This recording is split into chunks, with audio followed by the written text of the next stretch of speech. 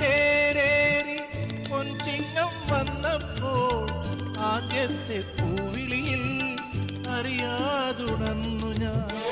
ജന്മപുണ്യമായി കൈവരും സ്വപ്നമായി തുമ്പിലയും നീർത്തിവച്ച് നോറ്റിരുന്നു ഞാൻ.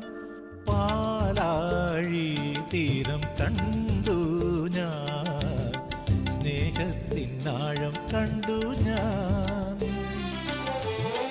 പൂച്ചെണ്ടിനു കൈ നീട്ടി പൂക്കാലം വരവേറ്റു, ഒരു സ്വർഗാരാമം നീളെ കൈ വന്നു.